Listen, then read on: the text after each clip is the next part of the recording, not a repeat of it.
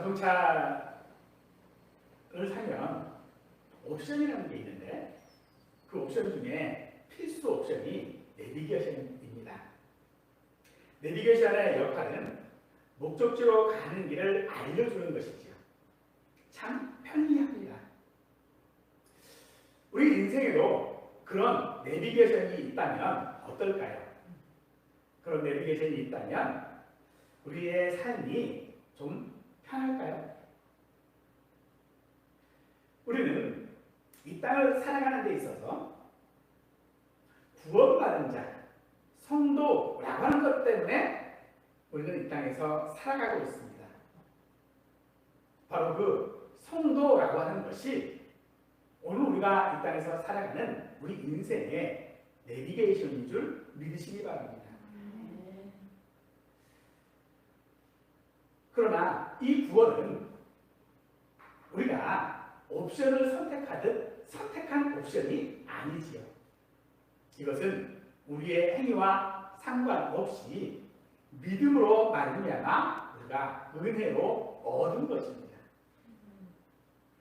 그러나 사실 이 은혜로 얻었다라고 하는 이것을 참 받아들이기가 어렵습니다. 그것은 우리에게 죄의 속성을 지닌 사람의 본 모습이 있기 때문입니다. 그런 우리의 생각에 기름을 붓는 것이 행함이 없는 믿음은 죽은 믿음이라고 하는 야고보서의 내용입니다. 그래서 우리는 행함이 없는 믿음이 죽은 믿음이라면 내가 성도로서 이 땅에서 행하지 않는 모든 믿음들은 사실 우리에게 내비게이션의 역할을 하지 못한다는 것이죠. 사실 이신득이와 같은 그런 교리적인 방법으로 우리 신앙과 모순됨을 삶을 해결하는 것이 쉽지가 않습니다. 또 실천적인 그런 삶에서부터의 믿음을 이야기하는 것 자체가 죄인된 우리들에게는 굉장히 불편한 일입니다. 그래서 문일뿐인 내 믿음의 허망함을 지적하는 이 야고보서 앞에 우리는 언제나 방어적인 태도를 통하여져서 이신득이, 즉 믿음으로 말미암아 구원 얻는다라고 하는 이것을 강조하고 있는지도 모릅니다. 앞으로 약 한 서너 달간 야고보서를 참 은혜를 만나다라고 하는 주제를 가지고 설교하게 될 것입니다. 이 야고보서의 결론을 말하자면 성도의 삶이 마치 행함이 없는 죽은 믿음인 것 같은 그런 믿음이기 때문에 성도에게 하나님의 은혜가 필요하다라고 하는 것을 말하고 있는 것이 야고보서입니다. 야고보서는 구약의 전도서나 잠언과 같은 지혜 문학에 속한 성경입니다. 야고보서가 말하는 지혜는 추상적인 이론이 아니라 구체적인 삶에 필요한 생활의 지혜로서 하나님의 자녀답게 살아가는 지혜, 우리의 행실로 드러나는 위로부터 오는 지혜를 말하고 있습니다. 그래서 시종일관 우리의 삶을 살피고 우리의 삶의 모양을 관찰하면서 우리에게 실천적인 믿음의 의미를 알려주려고 한 것입니다. 이 야고보라고 하는 이름은 구약에서 굉장히 흔한 이름입니다. 신약 성경에도 몇 명의 야고보가 등장하고 있는데 오늘 우리가 읽고 있는 야고보서의 저자인 야고보는요, 예수님의 육신적인 형제이자 예루살렘 교회의 수장이었던 야고보라고 생각되어집니다. 이 야고보의 편지를 받는 사람들은 여러 가지 시험을 당하고 있으며 믿음으로 말미암아 큰 시련을 겪고 있는 사람들입니다. 그들이 겪고 있는 시련은 결코 견디기 쉬운 일이 아니었습니다. 하지만 야고보는 그들에게 그것으로 인하여 그들이 겪고 있는 시련으로 인하여 위축되지 말고 영원한 천상의 나라를 바라보며 기쁨으로 그 힘든 현실을 받아들여라라고 권면하고 있습니다. 삶은 시련의 영속입니다. 우리가 이런 시련은 보통 선택하는 것이겠죠. 야고보는 우리 인생이 시련의 삶이라고 말하고 있는 것입니다.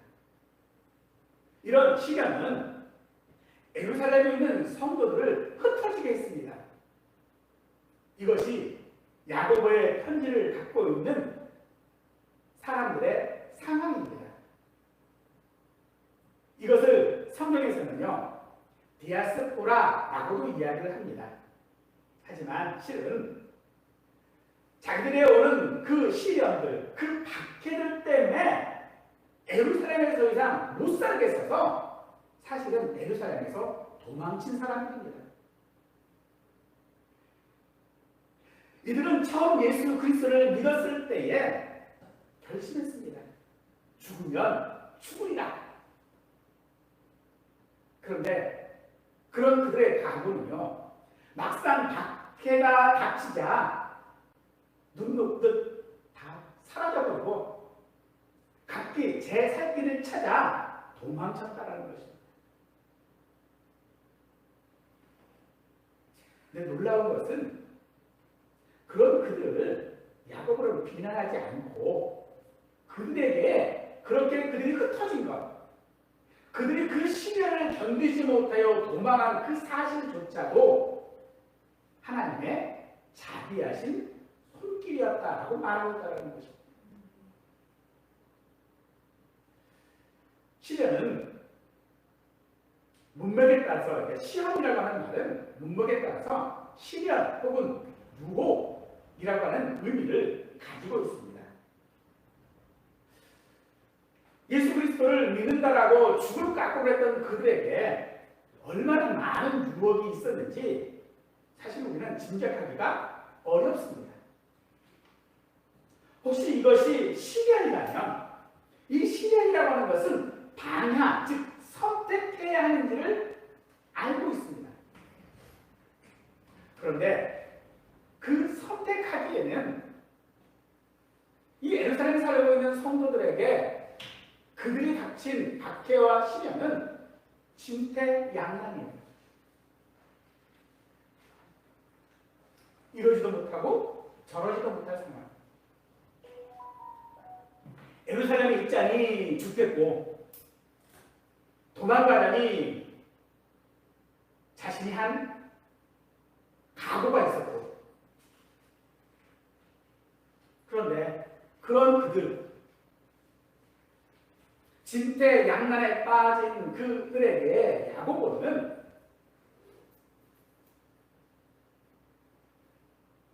그 일을 즐거워하라고 말하고 있는 것입니다. 왜 그러냐면 그것이 믿음의 시련이기 때문입니다. 여기서 이 시련이라고 하는 말은 금을 재련한다라고 하는 그런 의미입니다. 평소에는 잘 드러나지 않는 어떤 것이 시련의 과정을 통하여 그 진정성이 드러나 더 온전한 모양을 갖추게 된다라고 하는 것을 뜻하는 것이 시련입니다. 따라서 야고보가 오늘 이 시련을 기쁘게 여기라라고 말하고 있는 것은 성도는 바로 이 시련을 통하여 온전한 성도가 되기 때문인 것입니다. 야고보는 성도들을 향하여서 형제들아라고 친근하게 부르면서 그들이 겪는 시련에 대한 성도로서 합당한 반응이 무엇인지를 알게 합니다. 세상에 사는 성도는 신앙으로 인해 시련과 또 가난으로 인한 시련을 포함해서 다양한 시련들을 겪고 있습니다. 이것은 오늘날 성도의 삶도 마찬가지이죠. 여러 가지 시련은 성도의 삶에서 절대 면제되지 않습니다. 그래서 성도의 시련은 이상한 것이 아닙니다. 이 말은 성도라고 하는 이유로 시련이 면제되거나 어떤 사고 같은 것들을 당하지 않는다라고 하는 것이 아니라는 것입니다. 예전에 세월호 사건이 있었죠. 많은 성도들의 자녀들이 죽었습니다. 그 중에 어떤 부모는 목사인 사람도 있었습니다. 또 죽은 학생 중에는요, 정말로 신실한 믿음을 가졌던 학생들도 있습니다. 왜 믿는 성도인 그들에게 그런 일이 일어났는가? 시련을 당하는 것이 그가 믿음이 없거나 기도가 부족해서 나는 것이 아니라는 것입니다. 저 집사님은 저렇게 좁은 믿음을 가지고 있고 저렇게 헌신을 하는데 왜 하나님 말 안 되지? 왜 저 사람은 분명 믿음이 좋은데 왜 저러지? 이런 생각은 시련을 대하는 성도의 자세가 아니다라고 말하고 있는 것입니다. 따라서 성도에게 시련이 있음을 인정할 때에 우리는 낙심하지 않게 될 것입니다. 야고보는 이 시련의 구체적인 내용을 언급하지 않습니다. 이는 시련의 내용보다 어떻게 이 시련에 대응해야 하는지가 중요하기 때문입니다. 시련이 있는 상황은 결코 유쾌하지 않습니다. 그래서 어떤 자세로 대하느냐가 중요한 것입니다. 성도의 시련은 세상 사람도 당하는 시련이고 성도이기에 더하여 받는 시련일 것입니다. 우리가 성도답게 살아보겠다고 결심하면요, 더 어려워지는 게 삶입니다. 성도답게 안 살겠다라고 하면요, 시련은 시련이 아니에요. 성도답게 살겠다 그러니까 시련이 오는 거예요. 우리가 그런 예를 욥에게서 찾아볼 수 있겠죠. 욥은 신실한 사람이었지만 하루아침에 그 많은 재산과 모든 자녀들까지 모두 없어지는 어려움을 당했습니다. 환경적인 그런 어려움뿐만 아니라 분명 내가 하나님께 무엇인가 잘못해서 그런 일을 당한 것이라는 오해를 받았죠.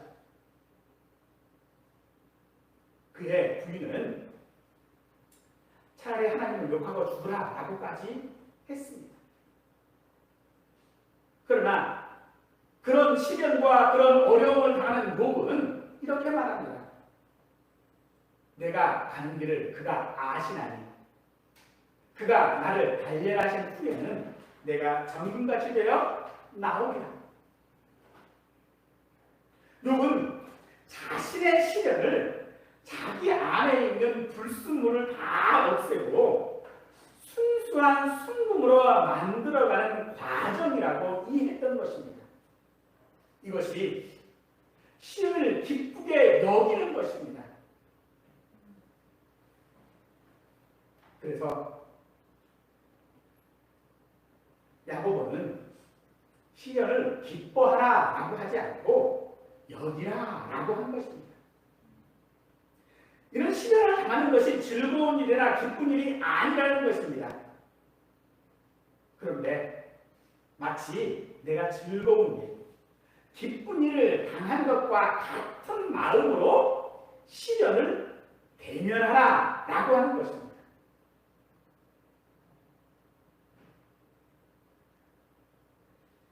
여기라라고 하는 것은 명령이죠.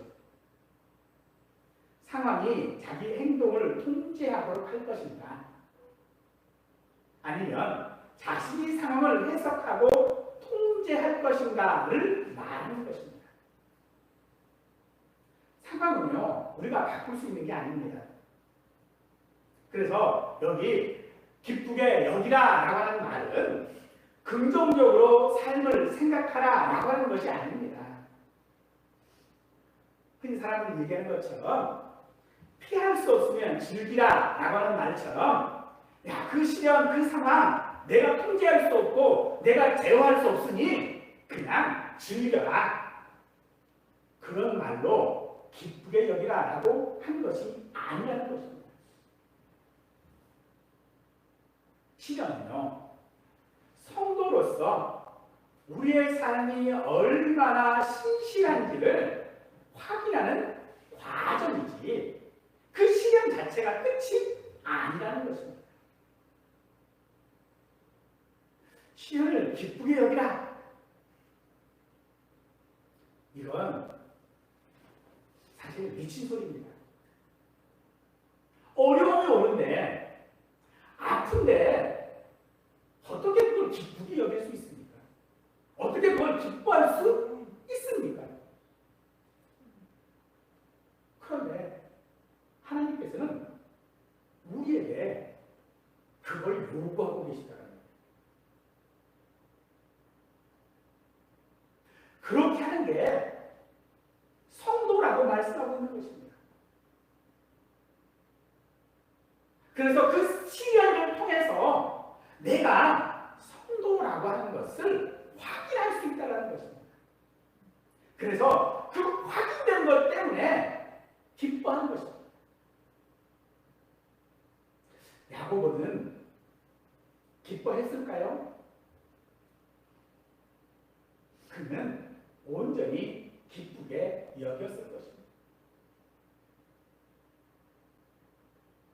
사랑하는 성도 여러분,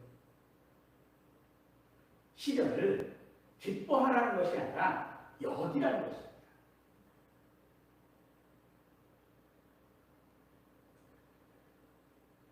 내가 성도라고 하는 이유 때문에 받는 시련, 어려움들, 고통들, 그것을 원망하고 불평하고 한탄하는 것이 아니라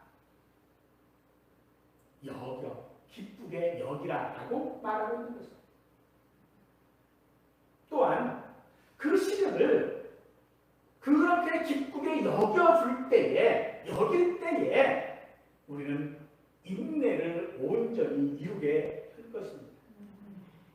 인내를 온전히 이루라라고 하는 말은요, 인내가 온전한 일이 되게 하라라고 하는 그런 뜻입니다. 내게 어려움이 없다면, 시련이 없다면 인내는 불필요합니다. 혹 있다 해도 내가 인내하고 있다라고 하는 그 사실을 드러낼 길이 없지요. 어려움이 없는 사람은요, 잘 인내하는 사람인지 알 수 없습니다.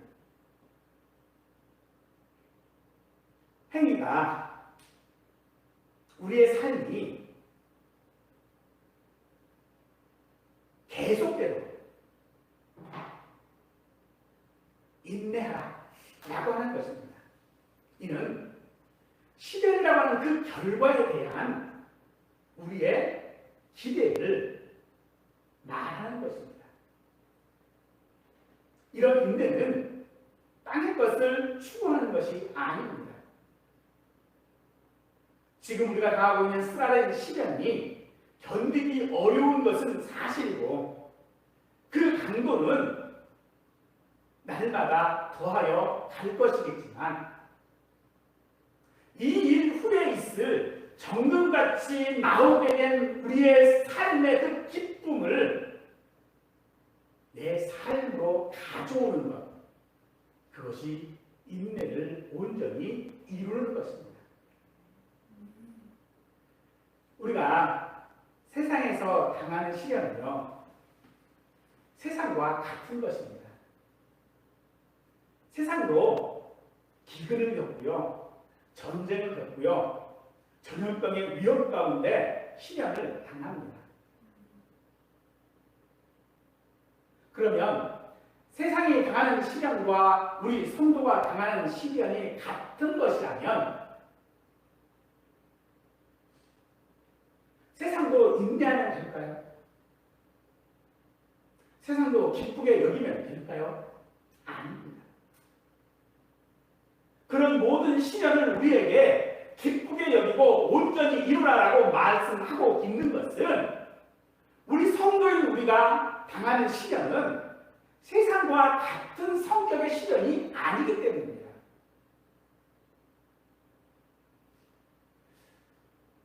성도는 하나님의 영광을 위하여 살아가는 존재입니다. 그래서 같은 시련이라고 해서, 모양이 같은 시련이라고 해서 결코 같은 시련이 아닌 것입니다. 성도가 하는 모든 일, 공부하는 것, 직장에서 일하는 것, 아이들을 양육하는 것, 남녀가 데이트하는 그 모든 것들, 그것이 다 하나님의 영광을 위하여 해야 하는 일입니다. 그런데 야고보는 그 일이 시련이라고 말하는 것입니다. 따라서 인내한다라고 하는 것은 시련 자체를 해결하고 없애는 것이 아닙니다. 성도가 기대를 가지고 상황을 바라보고 버티는 것이 아니라 그 시련을 적극적으로 살아가는 것, 그것이 인내를 온전히 이루는 것입니다. 인생에 있어 어려울 때가 그 사람을 알 수 있는 때라고 합니다. 성도답게 살려고 해서 오는 시련이라면 그 어려움을 감수하고 살아야 하는 것입니다. 그런데 그 시련이요, 그 일들이 반복될수록 또다시 더 어려워질수록 성도라고 하는 것이 드러나게 되는 것이죠. 그런데 인내하게 되어지면 어떨까요? 반복되어지는 것들을 인내하게 되어지면 우리는 그것에 익숙하게 되어집니다.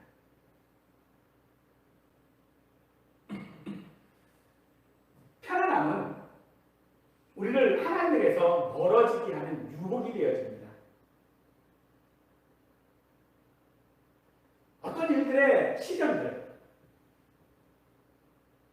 그 시련이 반복되어지면요, 그게 익숙해져요. 그래서 그것을 마치 내가 인내한다라는 것처럼 느낄 수 있습니다. 근데 그건 인내가 아닙니다. 비단 우리에게 시련이라고 하는 것이 단지 어떤 어려움들, 극한 상황들만 우리에게 시련이나 사실 그건 아닙니다. 우리에게 있어서는요, 우리가 하나님께 집중하지 못하도록 만드는 모든 것들이 사실은 다 시련입니다.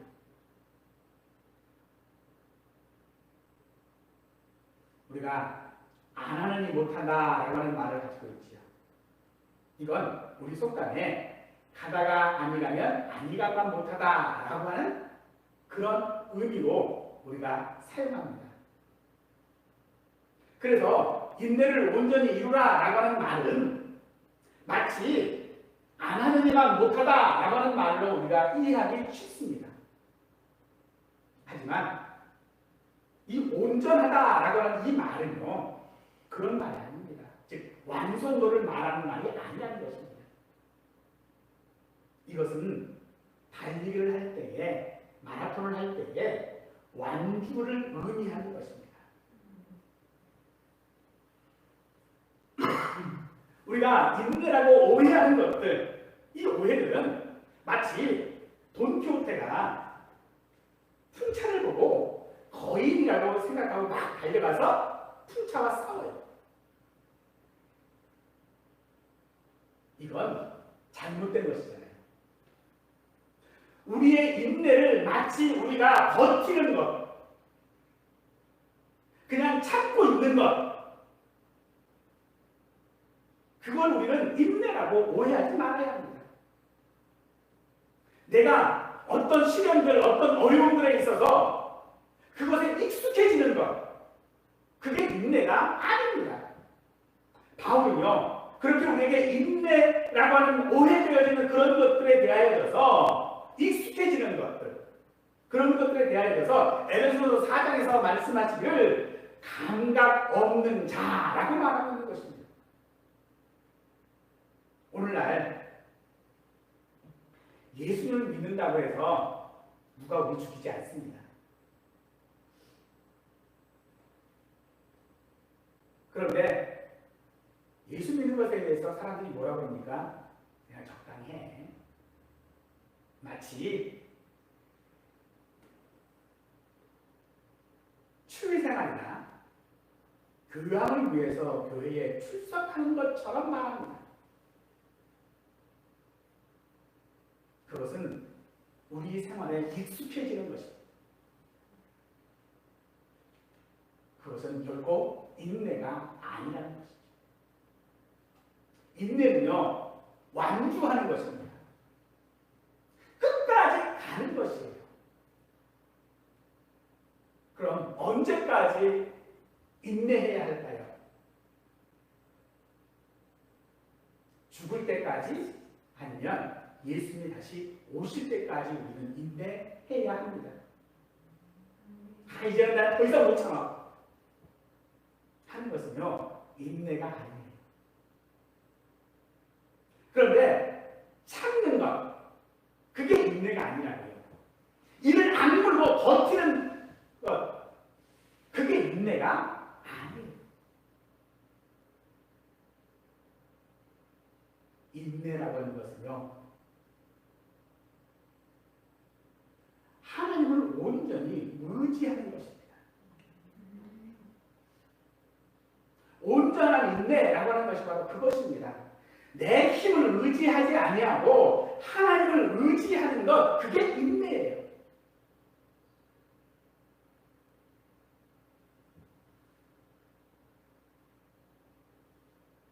성도는 예수님을 믿어 하나님의 자녀가 되었지만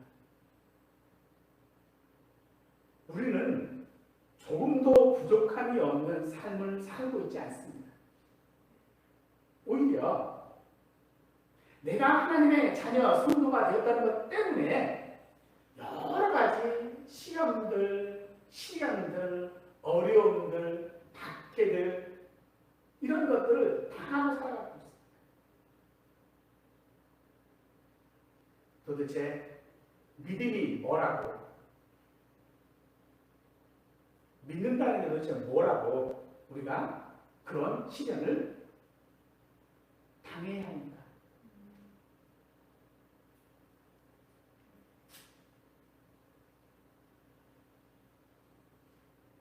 외적으로 성도는 그런 세상의 거친 압력을 견디기에 능력이 부족합니다.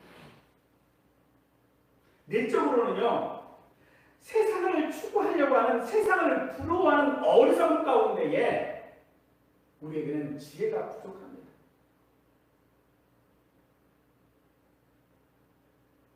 우리가 사무엘상 11장에서 사울이 암몬과 싸움에서 대승 후 이스라엘의 왕으로 인정받았습니다.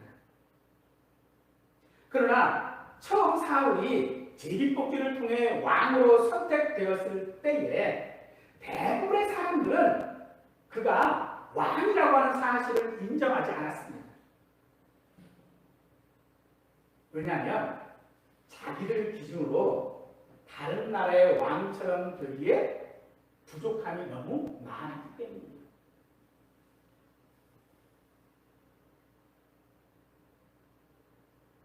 그런 그들이 사울을 왕으로 인정한 것이 무엇 때문이었습니까? 암몬과의 싸움에서 승리 때문 아닙니까? 그들이 사울을 왕으로 선택했던 것은 자신의 부족한 것들, 자신의 기준에 합하졌기 때문에, 자신의 기준에 만족했기 때문입니다.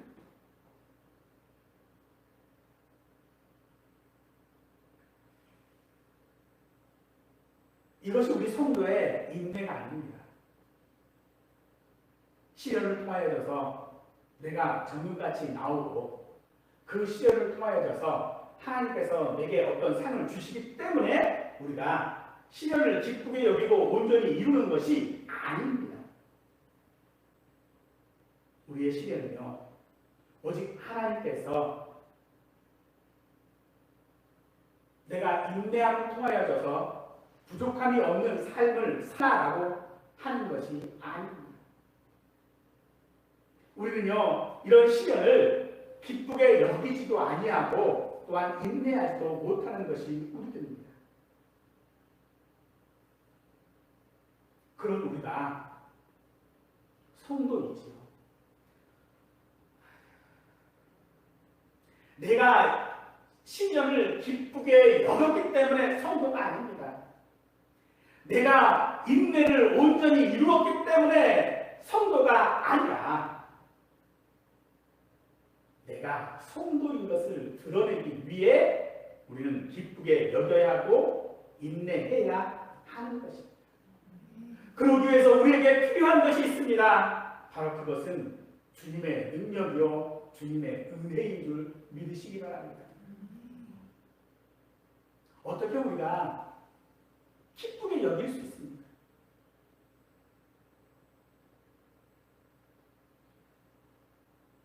어떻게 우리가 인내할 수 있습니까? 우리 능력, 우리 힘으로는요 절대 불가능합니다. 하지만 은혜가 있으면 됩니다. 그래서 에베소서 4장 10절 말씀에 우리 각 사람에게 그리스도의 성물의 분량대로 은혜를 주셨나니 라고 말하고 있는 것입니다. 하나님께서 우리 성도들에게 은혜를 주시는데 왜 은혜를 주십니까? 우리가 성도로서 살아가기를 원하시기 때문입니다.